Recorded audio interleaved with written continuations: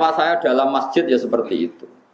Sekarang tren apa boleh uang zakat diberikan masjid? Kalau jawab, menurut Imam Qofal sabilillah itu artinya bisa masjid, bisa loh ya orang bisa masjid. Tapi masjid saiki ku lucu. Nak masjid digo sujud to gon sesuci, misalnya alat-alat mandi lah, pokoknya sing digo sesuci. Ini cara kula gak masalah. Kadang masjid itu ning desa sing Jumatan arang-arang menarane wae ngentekno dhuwit 200 juta. Pak Gerin entek 200 juta. Lho kamar mandi sing kira-kira entek 50 juta iku jek nganggo sandal. Tutupe keran kadang coplok. Kalau menurut saya masjid itu satu paket dengan tohar. Mergo syarat saya salat itu nak sucine sah. Mulane ning gone masjid itu Allah nyifati fihi rijalu yuhibbuna ayyatatohar. Masjid yang baik itu siapa? Masjid yang di dalamnya itu banyak orang-orang yang sesuci. Saya ini paket sesuci itu melibatkan air. Kalau airnya baik, alat sesuci baik, berarti masjid itu baik. Nah, saya ini kayak masjid menarane larang, pagere larang, lampune wis sangka granit wapi, sangka macam-macam. Tapi alat sesuci nih, itu ora oleh. Jadi nggak bisa masjid sekarang sudah selera kayak pagar, kayak batu granit sing tingku keramik macam-macam. Nak sing mutor yang pokok tempat sujud sama alat sesuci, tapi kan gak masalah pakai zakat. Tapi nak sing ora mutor yang tidak menurut saya itu masalah. Nah itu kalau ulama tahu bedanya. Zaman saya pikir masjid-masjid saat ini kan dibangun miliaran, sing go sujud ya sudah seperti. Wes ngono mau go jogot jam. Lah masjid dikunci mau demi nglindungi jam. Masjid 2 miliar melindungi jam sing regane mau 1 juta. Berarti dikunci demi melindungi apa? Jam. Mengenai negara masjid pelindung jam, mereka ya masjid buka wae, paling gak ana nggon salat. Dan cara kula haram masjid dikunci sing sampai wong ra iso salat. Piye-piye wuqifa li salat, masjid itu diwakafkan untuk. Jadi kalau ruang dalam itu dikunci, tetap gerbang itu harus dibuka supaya andekan orang sholat itu bisa neng terase atau pokoknya minimal ada kamar mandi 1 yang dibuka karena masjid itu diwakafkan untuk. Kecuali sudah kasus real banyak preman, banyak lonte misalnya tidur di situ, beraktivitas maksiat di situ. Kalau real sarannya bukan tuhmah, real itu baru boleh. Kalau kita nanti ngalami ada orang lapor bahwa masjid yang di perjalanan karena sepi dipakai pacaran macam. Kalau real sarannya tidak tuhmah itu boleh. Tapi kalau tidak boleh wakofe wong tiga sholat. Bareng ngono mung, ora balik lu ngono mandek ngono masjid mandek wis sholat jebule kuncinan kabeh. Bolak balik. Iki panitia ini iso ngaji ta ora? Sing wakof wis akeh kan. Karena sing tepaan sing kabeh sholat wali ta ulama gede kan rugi tenan. Gak sedo disolati ulama. Gara-gara kok dikunci. Takok ya rasane, nak dibuka nih Gus, jame ical. Oh, dados masjid teng mriki digawe kangge nglindungi jam iki. Ya dikunci demi nglindungi. Jam mbek mik kan paling. Nah, cara kula setengah-tengah ngoten nggih. Ya oke lah yang di tengah itu gitu kunci tidak apa-apa, tapi tetap teras-terasnya bisa dipakai nopo sholat. Piye-piye itu diwakafkan untuk nopo. Memang banyak kasus ya, misalnya orang nakal di situ. Untuk daerah kula mon kathah pengurus masjid cerita kula. Kathah Gusti yang badhe ngising kebelet teng omah. Niku mara masjid badhe ngising. Perkarane WC-ne bukaan. Ning omah ra duwe napa? WC. Bar ngising ya mulai. Bar sek kula nggih nate disomasi. Kula pengurus masjid lho gak jari. Saat aku lha sing ngono iku pira sak desa? Sekawan Gus. Lah sing mara masjid tepe salat 20. Lah yo 80 kok kalahno mbek wong 4. Perkarane walian bareng dikunci walian sing ape jamaah. Kudu bisa melayu mulai perkara masjid dikunci. Lho kalau kiai tenan, jadi sering wonten yang lapor macam-macam. Ya saya dengar betul, syarat kiai harus mau mendengar. Bodoh-bodoh nyata. Cara aku lihat dari panitia milih ndi? Ya milih dibuka lah, yang 80 kok. Jadi parah-parah. Nah kalau seperti itu harus kita mikir maslahat dan madhar. Ya maslahat dan madhar. Di global ini malah jika bangun dengan uang zakat dan nggak ada pilihan zakat itu kalau bisa memang jangan dikasihkan masjid karena pendapat sabilillah khair itu minoritas sekali dalam fikih. Tapi kalau masjid itu dengan makna tempat sujud atau tempat sesuci yang mendesak untuk kepentingan sholat. Kulolah longgar. Ya, yang saya ulang lagi, yang mendesak untuk kepentingan sholat. Nah, pagar, menara, keramik-keramik mewah itu tidak terkait dengan mendesaknya sebuah masjid. Ini kalau suwon sing ngaji kulo misalnya bangun masjid nomor 1 alat sesuci itu kudu ideal. Idealnya gini loh, bayangno sing ra roh sesuci lah dadi suci. Kayak ulama-ulama dulu tuh, orang kalau mau ke masjid pasti ngelangkai air yang lebih dari 2 kolah. Paribasane caci cilik sing ra roh najis wae gelem ra gelem sikile ijik mergo ngliwati. Kalau sekarang itu udah usum ya karena orang sekarang kayak kesehatan itu udah steril wis ono krane lho. Musong saiki ya engke era karuan. Ono steril ono macam-macam. Boh mari kuman boh Mas. Tapi itu penting. Piye-piye sifatnya masjid itu fihi rijalu yuhibbuna napa ayat atau haru masjid yang baik itu diisi oleh para penghuni sing seneng napa sesuci. Tentu sesuci itu alat utamanya napa air. Jadi ini kalau fatwa tenan. Kalau seperti itu enggak apa-apa. Tapi sekarang masjid kan gagah-gagah. Wagere wong mewah-mewah tulisane gawedi gede lampune mewah tapi ra ono sing ngiseni. Gagah ora karuan. Nah itu yang maksud itu yang kata Nabi alamate kiamat itu sebenarnya umatku nek berlomba-lomba bangun apa? Tapi kalau bangun yang tempat sujudnya, tempat toharohnya itu bagus. Ya mergo fihi rijalun yuhibbuna apa? Ayat atau. Mun kula terus nang.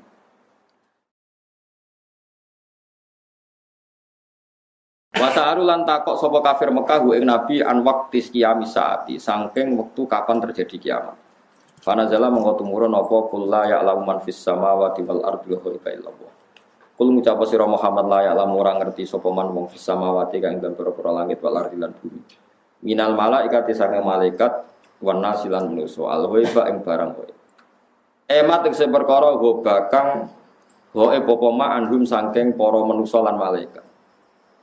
Illallah kecuali Allah. Lakinillahu tetapi nek Allah ya alamuhu ngerti sapa wa taala ing barang kaya. Wa ma yasuruna lan ora bakal ngerti sapa wong akeh kufaru Makkah tetesi kafir Makkah kalau irihim. Kaya liyane kafir Makkah ayane pasun kapan diterjadekno iku kabeh waqta yupasun. Tegese kapan iku ditangekno sapa wong akeh. Balid daroka ilmuhum fil akhirah atau bal adroka ilmuhum fil akhirah. Adroka biwasni akromani buatan kira ayat kita. Bimana hal adroka? Wa fi qiraatin ukhra iddaroka balid daroka. Bitasdidid dal kados kira ayat kita balid daroka ilmu wa asluhu ti asli iddaroka kita daroka ubdilat digendi apa tau tak dalan ing dal. Wa dhimat lan dene ghamno apa iki kila dal fidali ing dalam dal. Wastu libat lan tarik apa hamzatul wasli apa hamzah wasal. Ebala walahiko tegese itu mekolan untuk tata ba'a wa talahaqo. Tata ba'a terus menerus talahaqo saring susul menyusul. Apa ilmuhum ilmune wong akeh fil akhirate dalam akhirat. Biha tegese dalam akhirat. Hatta sa'alu sing takok sapa ngakeh an wekti majia saking wektu terjadine kiamat. Sate tegese ora ana apa alam perkara kadalika kaya persangkaane tiyang kafir. Balum bali wong kafir fisaken ing dalam mamang minha saking terjadine kiamat. Balum balik uta wong kafir minasang kiamat tu amuna iku picek kabeh. Dadi Allah nek duka ngendikan wong kafir iku picek, manane picek ora picek fisik, ora mengenali kebenaran iku. Jenenge napa? Picek. Mane kadang ulama iku yo kasar, manjen kadang Quran nek duka yo kasar, sumum bukun umur. Wis picek budek kopok. Picek budek kopok elek terus. Wis nek Allah nek duka yo ngoten. Balhum min amun, dasar picek, angel lan min amal kolbi saking yaitu piceke ati atau min umil kolbi saking piceke ati sama di amal kolbi itu umil kolbi wa te dawa iki ablagu le balik mimma tinimbang dawa koblau kang sedurunge iki wal aslu itu amiyun sangka dawa amiyun ustusilat dianggap abot ustusilat dianggap abot apa adomatu doma ane jai sangiya fanukilat moko den bida apa doma ilani mimaring ba'da hadfi kasratia sausing buang kasrene. Wa qala lan ngucap sapa ladina kafaru sapa wong kafir aidan kelan maneh fi ingkaril basi ing dalam ngingkari terjadine pas. Oleh ngucap aida kunna ana to nalikane te kita uturoban rupa lemah wa abauna lan yo bapak-bapak kita. Aina ana to te kita lamu khrojuna bakal den tangekno kabeh nal kuburi sange kubur. Lakatu ita teman-teman den janjeni kita hada iki lah janji nak yo kita wa abauna bapak-bapak kita mengkobul sange sedurunge iki. In hadza ora ana ta iki kuwi sabiul awalin kecuali napa cerita-cerita sing wis kelewat. Nabi pancet senengane cerita nak sok ben wong ditangekno saka kubur. Nyatane mbah-mbah kita mati nganti saiki ora ono sing tangi. Cara berpikir tiyang napa? Cara berpikir tiyang napa? Kafir. Jam ustura. Utai lafat asatir jame lafat ustura bidomi lan doma. Ma tegese perkara sutira kang den tulis apa ma. Binal kisbi sangking pira-pira kedustaan. Kul ngucap sira Muhammad siru lumako sira kabeh fil ardi dan bumi fangguru mongko angen-angen sira kabeh kefa kana hale kaya apa ana apa akibatul mujrimin apa akibate wong sing nglakoni dosa. Bi ingkarihim sebab ingkare wong mujrimin. Wa yauta ikilah akibat iku halakuhum iku rusak al mujrimin bila ada iklan disiksa. Wala tasalana susah sira Muhammad alaihi mengatasi prilakune wong kafir wala takunan aja ana sira fi dhekin ing dalam kerupukan. Muhammad ki rasa susah nak dikomentari wong kafir mima sing apa wae yang kuruna kang komentar sapa wong kafir ku ima. Kang gawe rekodaya sapa kafir utawi iki dawuh utasliatur ngerem-ngerem. Manane menghibur lin nabi marang Nabi sallallahu alaihi wasallam. Ayala tahtamat kese aja gawe susah sira bimadhihim kelawan rekodayane wong kafir. Ngrekodaya ale kae ngatas sira. Fa ana mung te ingsun nasiruka iku zat sing nulung kowe alaihim ngalano ing ngatas kufar. Wa yaquluna mata hadil wa'du in kuntum shadiqin. Kula terangno masalah paham-paham sing macam-macam. Mau kan Allah dawuh qul la ya'lamu man fis samawati wal ardi ghaiba illa Allah. Dados sing ngerti barang gaib apa sing terjadi sesuk niku hanya Allah Subhanahu wa taala. Itu menjadi firqah besar di dunia. Sampai mereka menafikan bahwa Nabi juga tidak tahu perilaku kita sekarang. Sehingga mereka mengingkari semua hadis tentang sholawat yang bahwa setiap sholawat itu dipertontonkan di Nabi. Kemudian Nabi menjawab sholawat setiap umatnya. Ya, setiap apa? Nah, itu bohong besar. Allah itu ngendikan hanya begini, yang tahu barang gaib itu hanya Allah. Oke, kita sepakat yang tahu barang gaib hanya Allah. Mestinya ditambah dan yang dingertikan Allah dan yang cuma yang dingertikan Allah itu ngertinya karena lagi-lagi karena diberitahu. Dan itu ada ayatnya juga ayat ini sorry jelas.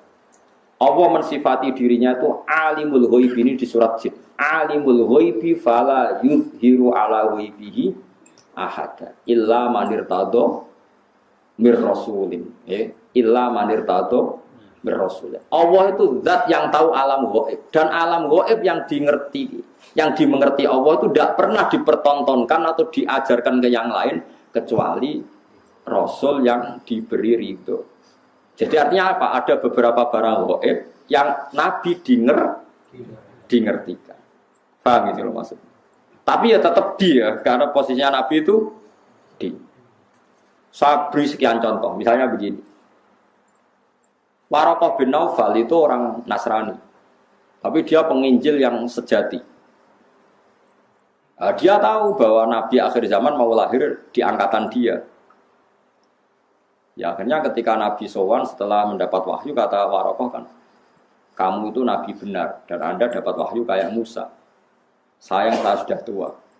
Andai kan saya masih muda, saya akan membela kamu saat kamu diusir oleh kaum Anda. Terus kata Nabi Muhammad, masa saya diusir?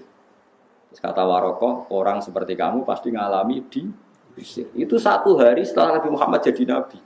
Kemudian beliau diusir setelah 13 tahun jadi Nabi. Gitu, misalnya jadi Nabi umur 40 tahun, diusirnya kan tahun 53. Nabi umur pinten? Itu kan barang gaib, tapi tercatat dalam aturan-aturan kriteria Nabi akhir Nabi, ya sebenarnya alami diusir. Nah itu ya barang gaib, tapi orang bisa tahu karena dingerti.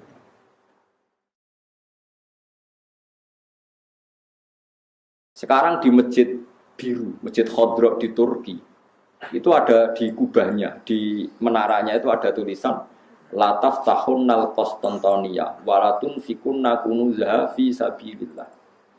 Itu Imam Bukhari meriwayatkan itu tahun 200 Hijriah. Saya ulang lagi, 200 Hijriah. Dan itu hadis ditulis, dibaca ulama seluruh dunia. Zaman itu Konstantinopel masih dalam kekuasaan Romawi.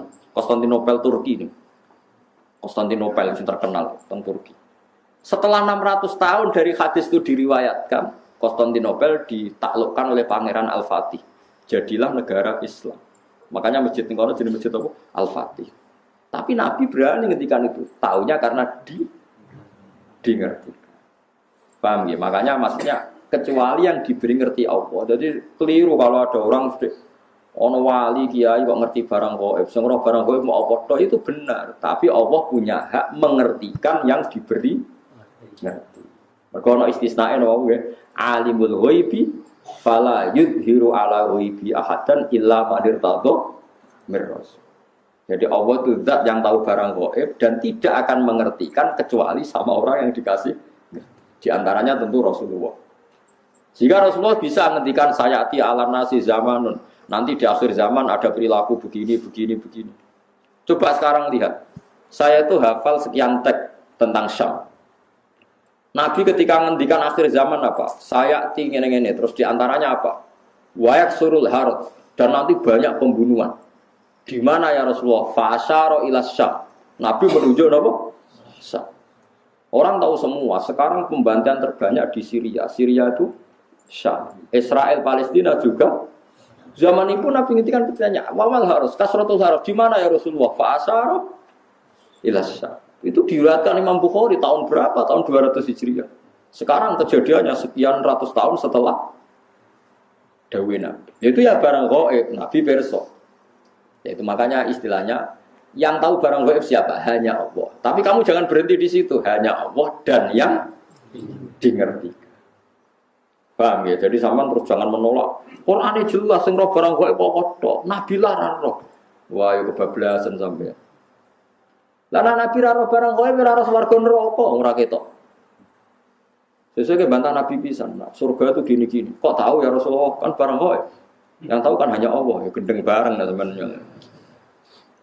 Karena pentingnya ngaji seperti itu. Ya, jadi ilam anirtato bir rasul. Kecuali orang yang diberi ridha Allah termasuk rasul. Tidak hanya rasul itu tadi atau yang diberi ngerti Allah kayak tadi Waraqah bin Naufal, Salman Al-Farisi. Salman Al-Farisi itu orangnya terpelajar. Dia orang Nasrani itu kan, putrane pendeta, pintere ra karuan. Umurnya 120 tahun. Dia itu ngaji ke pendeta beberapa kali. Setiap ngaji dia omongi, wis ora usah ngaji mbek aku, wis ngaji mbek sumbere wis sapa nabi akhir zaman. Sampai 4 pendeta, lala pendetane bener. Titenane nak dekne nabi ku piye? Ya nabi ku ya lucu, alamatnya ku lucu. Beliau itu layak balu sedekah tapi layak balu hadiah. Tidak nerima sedekah tapi nerima hadiah. Padahal barangnya sama. Sampai Salman Al-Farisi itu menjadi buruh di Medina. Padahal dia orang Persia, orang Iran. Pas jadi buruh dapat upah, dibelikan sesuatu gitu, datang ke Rasulullah. Zaman itu dia belum Muslim. Ya Rasulullah, saya ini orang asing, ingin memberi sedekah sama engkau. Jawab Nabi, saya tidak nerima sedekah. Terus nyuruh sahabat, cung-cungi pangan, aku ora oleh mangan sedekah. Salman Al-Farisi bilang, hadhihi wahidah, ini satu alamat. Setelah seminggu dia kerja lagi dapat uang. Ya sama, uangnya sama. Orangnya ya sama, Salman Al-Farisi. Yang diberi ya sama, Nabi Muhammad. Ya Rasulullah, saya punya uang. Ingin saya kasih hadiah ke kamu. Nabi diterima. Iya, saya nerima hadiah. Diterima. Padahal barangnya ya bodoh. Hanya dibahasakan sedekah sama hadiah. Itu menunjukkan bahwa dalam nubuwah itu ada sandi. Sama-sama, posisinya dikasih, tapi dibahasakan sedekah Nabi menolak. Dibahasakan sedekah hadiah Nabi menerima. Itu ya barang gaib. Salman tahu itu jauh sebelum kenal Nabi, tapi dia tahu bahwa di antara definisi Nabi atau alamat Nabi seperti itu. Dan nanti ditemukan ya persis seperti sifat yang dikenali lewat kitab-kitab rujukannya itu. Nah itu boleh karena dingertikan. Karena apa? Dingertikan. Banyaklah cerita-cerita sahabat yang alim, masyhur itu sih. Itu di kitab-kitab hadis masyhur. Sayyidina Umar itu ketika di Medina pasukannya terdesak di Irak. Irak Medina itu penerbangan 2 jam. Penerbangan 2 jam so bayangno jauh. Itu pasukannya terdesak, Umar dari Medina bisa mimpin pasukan yang di Irak. Semua pasukannya dengar suara Umar. Beliau pas khutbah, ya Sariyah al-Jabal, gue aja apal tadi. Ya Sariyah al-Jabal, hei pasukanku kamu harus berlindung di atas gunung. Pertama pasukannya sudah santai-santai di ruang terbuka. Di sana kan gurun pasir ya, kalau ruang terbuka itu bahaya sekali. Semua pasukan dengar suara Umar. Akhirnya mereka sembunyi di atas gunung. Nah itu ya barang coba jarak Madinah. Sampean kene kita waca ora ros trafo. Iku Madinah iso delok pasukan ten. Ngerti musuhe liwat kene, pasukane ning kene kalau enggak dingertikan, diperingatkan bahaya. Kaget sing ngrungokno khutbah. Umar piye karepe tengah-tengah khutbah. Bilang ya Sariyah al-Jabal, ya Sariyah al-Jabal. Itu semua pasukannya dengar. Setelah sekian bulan pasukan itu menang pulang. Mereka cerita semuanya mendengar suara Umar. Terus yang Jumatan ya cerita, kita juga janggal karena tahu-tahu Umar bilang ya Sariyah aja.